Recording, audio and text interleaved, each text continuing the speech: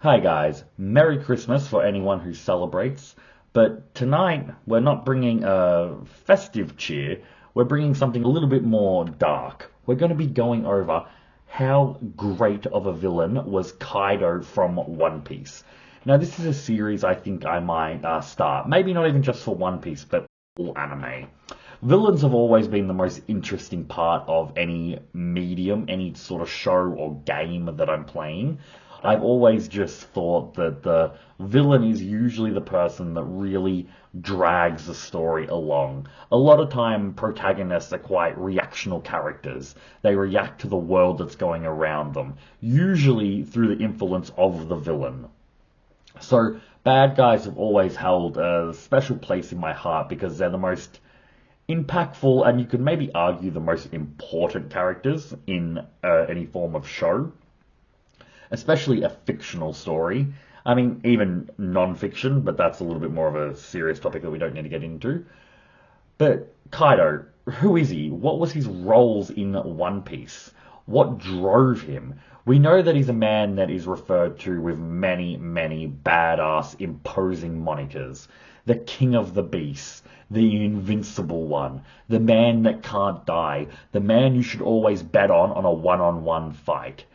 It was simply unbeatable, at least in a one-on-one altercation. We know that he got captured a lot by the Marines. Having said that, a lot of it was just because he was hungry, because he wanted to be fed, which is a level of badass that we don't need to get into, at least right this second. But Kaido is a very interesting character in terms of the One Piece's audience's fanfare on him. I don't see too many people saying, best villain of all time in One Piece. That's our man, Kaido. Put some respect on that name. I don't hear that level of support. On the same hand, he's not considered a villain like Foxy or Moria, even though I reckon he's underrated, and people like Haughty Jones and stuff like that. And it got me thinking just how good, how important was Kaido for the story of One Piece. And I don't know if this video is going to be more controversial than what I'm initially intending with this, but it's a series I think I want to start doing, going over the villains in anime. And I just believe that Kaido is quite possibly the best villain to do this with in One Piece. I'm going to come out and say it. I think he is actually the best villain in One Piece who isn't the leader of the world government, who I think is a little bit unfair to go to compare him to because that's such a different beast, pun intended. And the best villain that has reached his full potential. And what I'm trying to get at there is that Blackbeard could eventually surpass him, but with how we don't know enough about Blackbeard. Ironically, he's been introduced much before Kaido was, but hey. Kaido, though, just stole not just every moment he was on screen, but his everlasting impact on the story as a whole has just not really been seen before from a pirate. And that's how I'm going to describe him as the best villain pirate in One Piece. Now, I'll put my name behind that backing. I truly believe that he is. I'm more than happy to discuss it down in the comments, and please do leave your comments. Who was your favorite villain? Maybe not even your favorite villain, because that's not an accurate statement on this subject. We're talking about the best and greatest villain in One Piece. Now, why do I think that? I reckon when you're judging a villain, there's a few separate categories we need to go into. We need to go into how impactful and how important the character was for the overall plot, how much of an antagonist, how much of an obstacle he proved to the MC, how charismatic they were as a villain, because at the end of the day, we do want to enjoy watching them, and then how powerful was the villain. And I guess you could kind of say as a separate, I suppose this subcategory goes more into the first one I was saying, but how much damage did he do to the overall cast of the show, in this case, One Piece? And there is no one more impactful than Kaido. Even all the way back in Marineford, when Luffy was fighting through enemy after enemy, people much more powerful than himself, to rescue his brother Ace. There's an argument or a what if scenario that Kaido being the one to stop Shanks is what contributed to Ace dying, to what contributed to our MC feeling, to this date, probably the most pain he's ever felt. It's up there with when he first lost his crew and before he realized they weren't truly gone, that physically broke Luffy. And the reason I say this is we saw what Whitebeard and his allies were able to do against the Navy. And Shanks, who at that time you could even make an argument was stronger than Whitebeard due to Whitebeard's declining health, whether or not he was stronger, he was certainly relative. Him aiding this battle with all of his crew members would have played a significant difference on the story, especially because Luffy had already rescued his brother, but one man got in the way, and that was Kaido. Now, how that altercation went, we don't know. I would assume that there wasn't a fight. If there was, there might have been like one clash, like Shanks and Whitebeard on the Moby Dick, splitting the heavens, and then they kind of just retreated. Because Shanks didn't have any injuries on him when he arrived at Marineford, and no matter how much you want to wank Shanks off and how powerful you want him to be, he wasn't fighting Kaido and beating Kaido without getting a scratch. It wasn't happening. So Kaido, through no intention of just trying to have Ace die, already caused one of the two biggest grievances, biggest harms, biggest detriments to our MC without even meaning it. This is how far his reach extends, to the fact that even unknowingly he can cause this sort of turmoil. Let's get into the next area where Kaido is the one behind the machinations, I guess you could say, of the arc, and that's Dressrosa and Punk Hazard. Now, he's not the one that gets the credit for it, because Doflamingo does. He's the figurehead, in a way, of all the turmoil going on in these two arcs. He's the one in charge of Caesar Clown. But Doflamingo is a subordinate of Kaido. He's Kaido's little bitch, let's face it. I love Doflamingo as much as the next person, but he was petrified of Kaido. He knew that there's nothing he could do against Kaido. He needed to be making those smile fruits. Otherwise, it was his neck on the chopping board. And so everything... Look, I will give Dressrosa specifically to Doflamingo because of the personal connections there with reclaiming his birthright as a Don Quixote. But in terms of all the islands surrounding Dressrosa and all the different islands and organizations that Doflamingo was connected to through his underground broker namesake as the Joker, that's all Kaido's doing. Doflamingo is doing this for Kaido. Kaido is wanting to supply weapons, and he's wanting to supply smile fruits all around the world. Not only to get countries more military-minded, but also to make money to build this ultimate army that will take over the world, turn it into a pirate paradise. This is all his machinations. He's the one that bears the ultimate responsibility of this. So he affects our main character in Marineford. He affects our main character in Punk Hazard. He's responsible. Caesar's the one responsible for experimenting on the children, and he's doing that for Big Mom, a different emperor. But he's still under the protection of Doflamingo, therefore Kaido. So Kaido does get a bit of the rub here as well, of being a not present, but still very much stranglehold on the story, I guess you could say, now that we have more knowledge of what was going on. So he had Marineford, Punk Hazard, Dressrosa. He then, I won't give it to him. In some ways, you could say he was. Then we have Zoe. What does he do? He sends his Calamity Jack to go and essentially wipe out the Mink tribe. A whole race of people. Boom. He wants to get rid of like that. That is pretty evil, and he's doing it just to get one person. It's not like he has a particular vendetta against them. But, you might be saying, but Jack, that was, pun intended, not pun, but Jack, that was Jack's doing. He's the one that went overboard to get this information. He could have handled it more subtly, and that's true. But Kaido knows who his three calamities are. He knows what Jack's like, and he was more than happy for Jack to go about doing it. Now, we're going to branch off just a little bit here because it will disrupt the flow of this video to then just tackle this at the end after we go over these categories.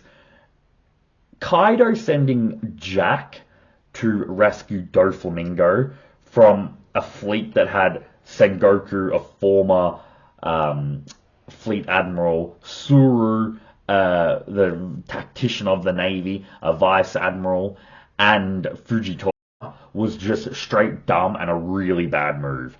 In terms of, it kind of goes into power and the impactfulness on the story. That's a negative in Kaido's camp there.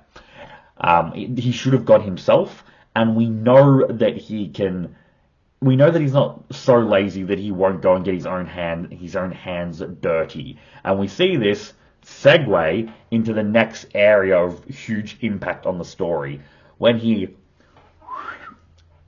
we call that a whistle. Not much of a whistle, but falls down from Sky Island with the guise of offing himself.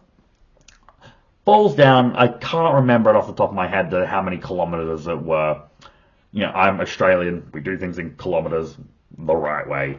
But he falls down from Sky Island, crashes right into the meeting place of 4 of the supernova, and then shit just goes batshit crazy, and Kaido really gets his hands dirty.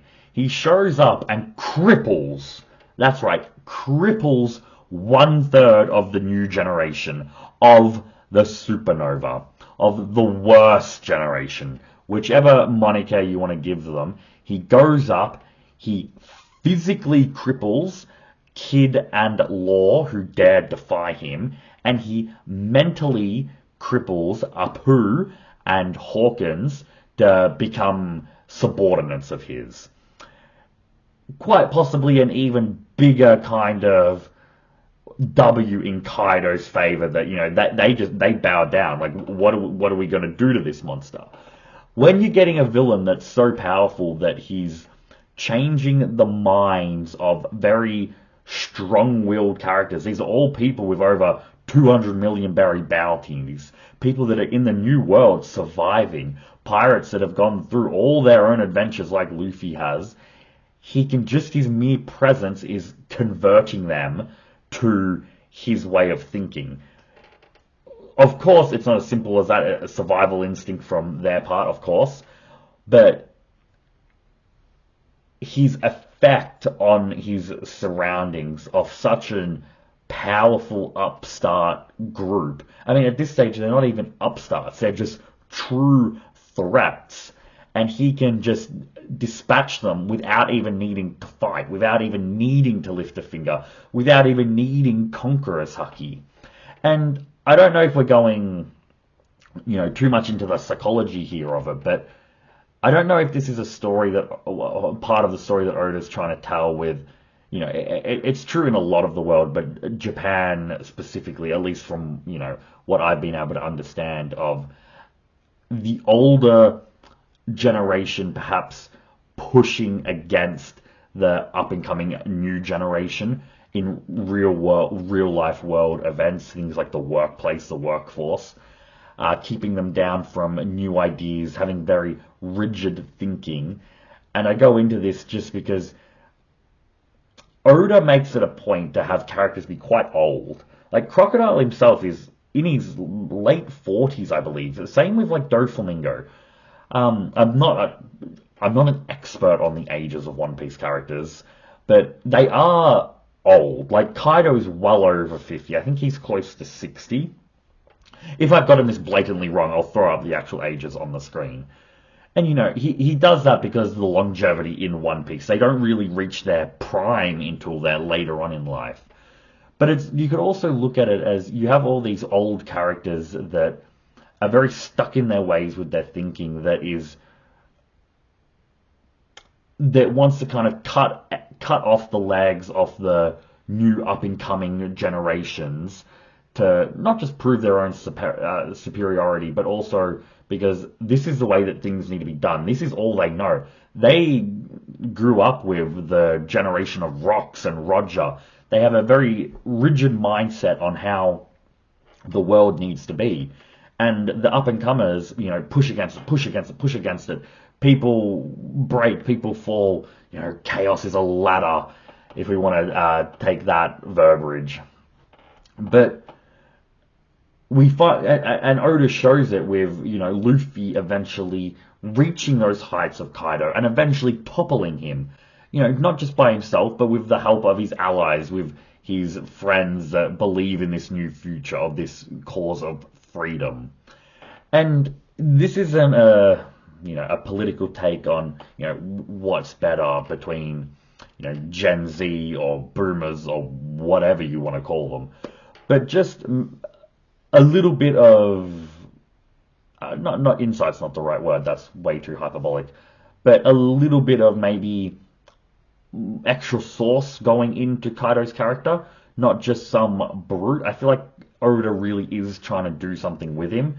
We also see the tyrannical leadership of someone in absolute power over a kingdom.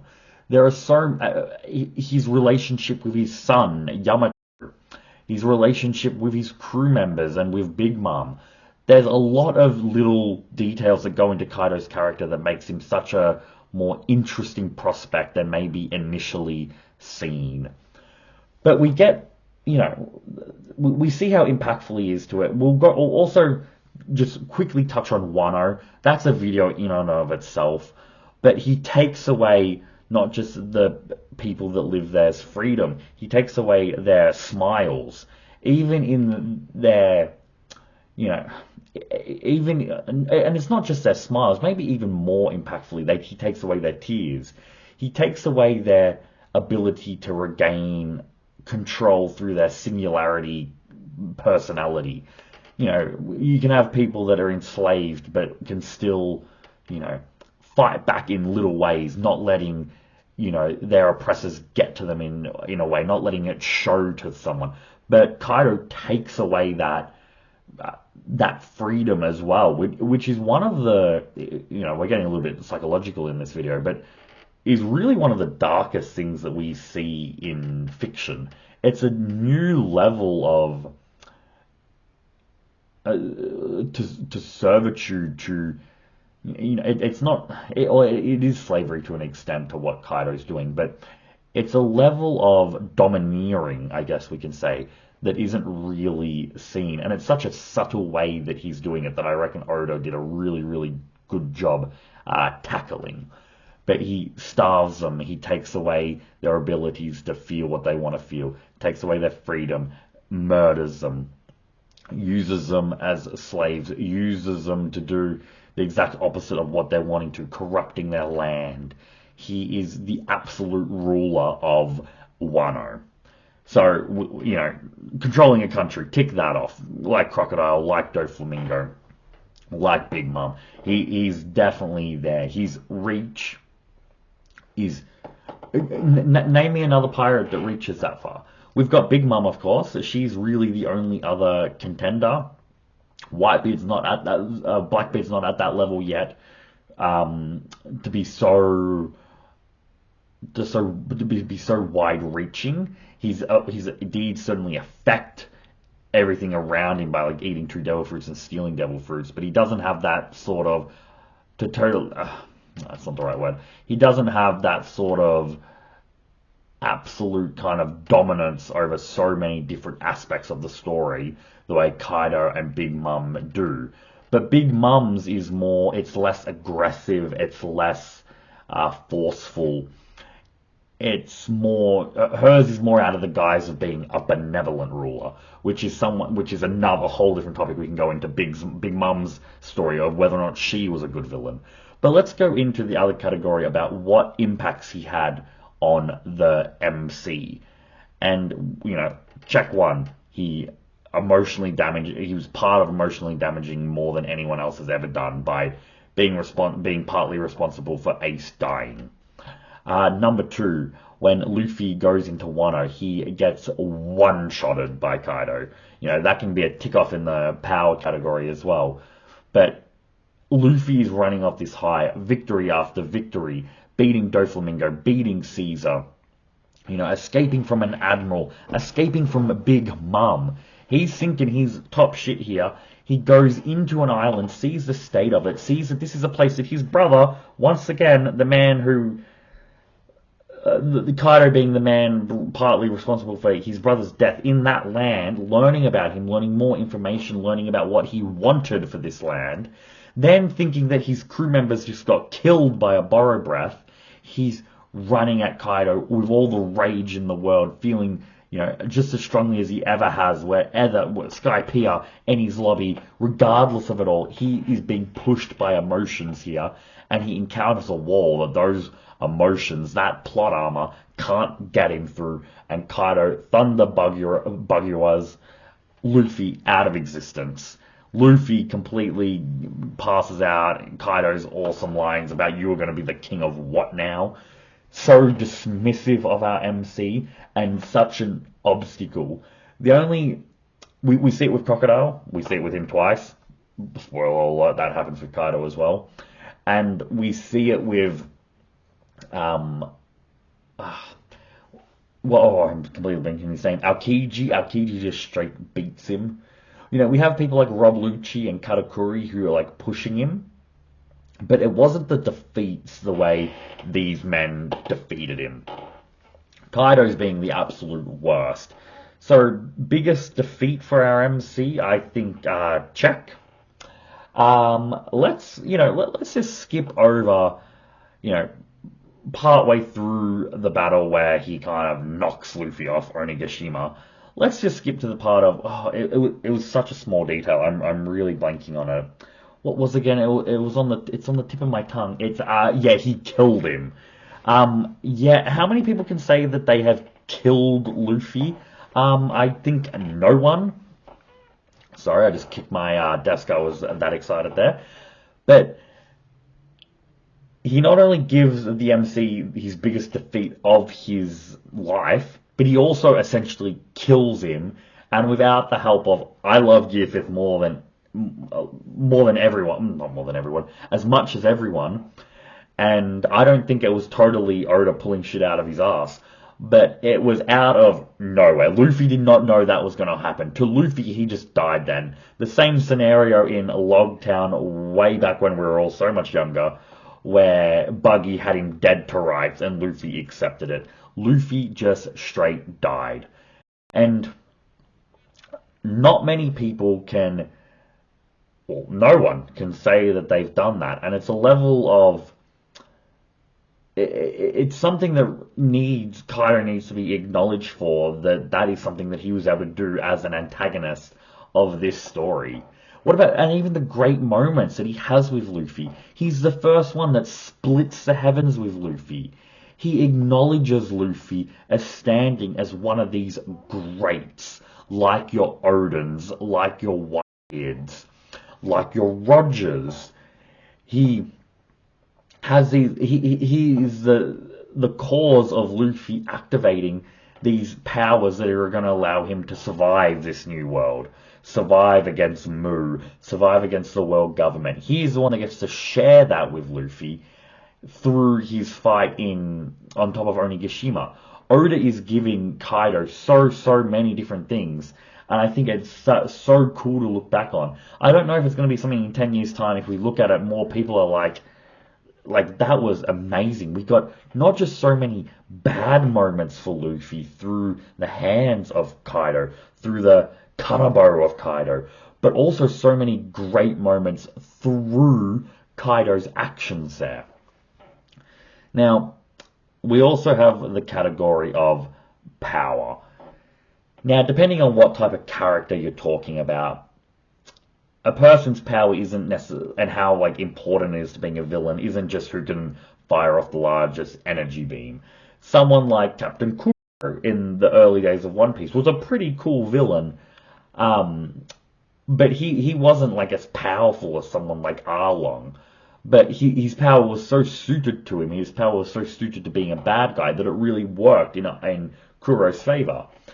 And Kaido being immortal Azure Dragon god, capable of just wiping out mountains and lifting up islands, there wasn't a power better suited to to Kaido than the Gyarados fruit. That's what it's called, isn't it? Like I was saying, Kaido is his power. It doesn't need to be questioned. I don't need to be here talking for 15 minutes about how powerful he is. That's just a separate video I want to do where I can just gush about, oh, do you remember that borrowed breath? Or what about what he did there in his hybrid form? Or did you see him with that last magma dragon attack? There are so many cool aspects to his power that I'd just love to fawn over, but neither the time nor the place. All we need to know is that he is the strongest character that Luffy has ever gone up against to date. That includes the Gorosei, at least in my personal opinion. It took Luffy fighting him 3 times. It took Kaido clashing with the Red Scabbards. It took Kaido clashing with 5 of the strongest supernovas. It took Kaido to clash with his own son Yamato, who's on that same tier of power as Yozoro's and Laws and Kids. And he did all this just back to back to back. His fight with Momo as well. He did this injured, and then Luffy eventually awakened, cartoon Toon Force type powers to then finally beat him. Even then, it wasn't an Ichigo going Vaste Lorde. Oh my god, sorry. The burp really ruined the production. Nothing ruined the pronunciation there, it's just me being an idiot. But Ichi going into his Vasto Lorde form to just demolish Ukiura. It wasn't like that, it was still a very even back and forth fight. So, Kaido being the strongest character that Luffy has ever fought, I think is fair. I think there's enough evidence to back that up. And I reckon the strongest character in One Piece is probably Mu, let's face it. But I reckon just under him in that same echelon of strength, it is Kaido, Luffy, Blackbeard, Shanks, and maybe Mihawk if you wanted to really highball him. And, the Gorosei if you want to throw them in there as well. I reckon those characters could probably beat one member of them like one-on-one and easily enough. But he's tied for like second in strength in all of One Piece, I reckon. People like Garp and Rayleigh and Scupper Gaban, I won't get much into him just due to spoilers.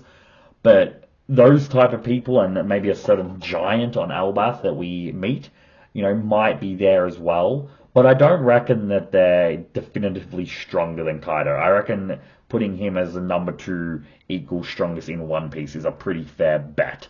And I would love to know what you guys think about that. Am I just taking the piss there? Is that a really wild take? Or is that something that a lot of people kind of can get behind? Now, of course, if you were to rank those people tied for second place, it gets a little bit more contentious. I would argue that Luffy being able to beat Kaido... Oh, sorry, it's very late here. Luffy being able to beat Kaido one-on-one now, that's not a definite for me. I don't know if other people feel the same there. But you really have to take into Kaido's health bar and where that was when that fight started up again. So, in terms of power, he's a 10 out of 10. in terms of impactfulness on the story, he's a 10 out of 10. And I'm sorry, in terms of his obstacle to the MC, he's a 10 out of 10. And I'm not being, that lots of people never want to rank something a 10 out of a 10, but that defeats the purpose of a 10. Then your 9 is the 10, and that's just confusing and shouldn't be the case. But Kaido is a 10, a 10, and a 10. And the only other category left is charisma. And his charisma, I will say, is not a 10. He's not a perfect 40 out of 40 villain. He's very interesting. He's the drunk states that he gets into is very, very humorous, and I absolutely love. Happy drunk, sad drunk, nervous drunk. That's a very nice touch that Oda gave to his character. His progression from the runt of the litter of the boy of the Rocks Pirates to being surrounded by all these people to eventually turn into who he is great as well. Charisma and his backstory kind of go hand in hand a little bit, being betrayed by his own nation. There's a lot of stuff there. He's by no means not an interesting character. Some of the secret sources I was talking about earlier on in this video that Oda might have been giving to him might have even upped his character and where that is in terms of his charisma. But he's certainly not a Doflamingo, let's face it. He's not someone that, like Doflamingo appeared and I think everyone just fell in love with him. People might argue his strength, which I think is very fair, but no one can really argue just how much of a force of nature his personality was. I'm a huge, huge Crocodile fan. Quite possibly maybe my favorite villain in One Piece. He's up there with me for charisma. Smoking his guitar, smoking his cigar, forming all these plans, just being so condescending, so much like Aizen from Bleach, who I'd love to go into in a video like this. And, Eneru, Kaido's charisma isn't even at that Eneru level of the sheer arrogance of godhood that Eneru had. But he is a character with more depth than he gets, that a lot of people kind of sack him with, I reckon, because there is more stuff going beneath the surface through that impenetrable scales, if you want. There is not the heart of a poet, but there is a lot of inner turmoil that makes Kaido who he is. And a big part of that is to do with his want to die. And that's going to be our final stage of the video, where I might get into a really wild take that might drive a lot of people up the wall, so please stay tuned for that. But in terms of charisma, I should frame it as charisma slash how interesting a character is, or a villain is. I would give him, I would even give him an 8 out of 10, to be honest. I was originally thinking like 7 to 7.5, but I think a lot of that stuff that's going beneath the surface really gets overlooked and really impacts what type of character he is. So I'm going to give him an 8 for that category, to give him a 38 out of 40 in total. Now, we'll see what other villains from One Piece do for something like this, so please let me know down in the comments what villains you want to see kind of us dissect in how good they were as a villain. Even for other anime as well, I'm more than happy to extend over there as well. To this date, I still haven't figured out how I want to run this channel of just One Piece or other anime that I love as well.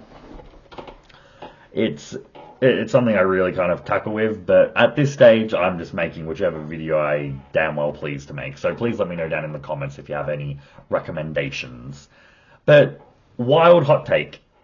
I think that Kaido is a better version of a villain, well, not a villain, a better... Let's start this again. Make it nice and fresh for potentially a YouTube short. Kaido is a better and more interesting character than Saitama from One Piece, from One Punch Man. Jesus, Jack. Now, I don't know if that's going to have people really up in a fizzy, if it's boiling people's blood. I like One Punch Man. I like Saitama.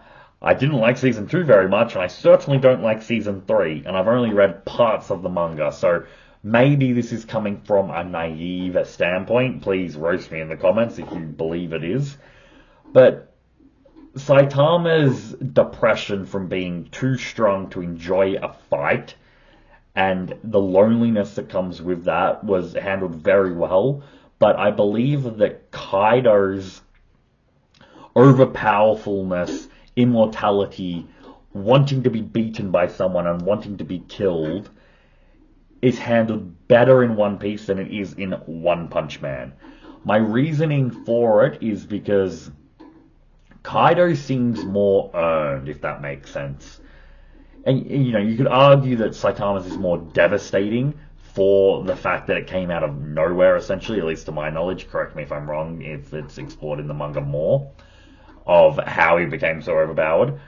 But Kaido was a human weapon, a Jujutiki. He was a nation's ultimate powerhouse, like an admiral. And they betrayed him. Once they betrayed him, he fell into Rox's pirate crew, where he's surrounded by absolute monsters, the strongest people in the series. So he gets used for his strength, then betrayed for it, and then he goes into a group where strength is the only thing that that makes you worth anything. And to see, you know, even though he was a monster in terms of strength, he was still like just a kid. To see him be raised through these different hardships to eventually get where he is, where he's jumping off sky islands, where he's weeping with sorrow because someone takes his kill of Odin, where someone takes his kill of Luffy, and he's so upset that these fights that he was yearning for are no longer there, that they were taken from him, that the opportunity for his death was prevented, I think is handled much better, and he's earned a lot more than with Saitama. Now, yes, Kaido doesn't have the, you know, Kaido gets injured compared to Saitama, but he definitely fits that archetype. Same like a Kenpachi Zaraki from Bleach. People that yearn for fighting, that are too powerful for their opponents, which leads to melancholy of their personality. And Kaido was handled better than Saitama. Fight me about it. He is a better character than Saitama. And Season 3 of One Punch Man really, really shut the bed. Let me know down in the comments what you guys think about that. Was Season 3, even with the horrible animation, were you still enjoying it? I really fell off the bandwagon in Season 2. Let me know if you guys did as well, or if that was just a personal thing for me. Season 1, I'm like, this is the greatest thing I've watched, and it really, really kind of went downhill from there. But let me just, you know, go a little bit behind the scenes here and just check my notes, make sure there's nothing else I really wanted to talk about. Most of these, well, not most, all of these videos are just off the cuff, off the top of my head. I have little cliff notes of what I want to talk about, what I might have missed. But that was pretty much everything, guys. It's been a pleasure to be able to talk to you about how great of a villain Kaido was for One Piece. And drumroll, he was a 38 of 40 and the best villain in One Piece. Will I chuck that up in the thumbnail? I'm not sure yet. That might scare too many people off. We know that the Kaido love isn't as big as it should be, and we need to change that. And if we can start that with this channel, perfect. If you can see in the background in the display case, we've got a big Kaido Funko Pop statue. I'd love to have this case more on display, but it's got a mirrored background, meaning if it's behind me on camera, I'm seeing myself. Seeing one of myself is enough. Having to see two of them, it would trip me out way too much and probably drop the viewership even more. But guys, I've been Jack Cypher. It's been my distinct pleasure swirling around everywhere on video. But have a lovely day, and let me know down in the comments who you want to see in the next one.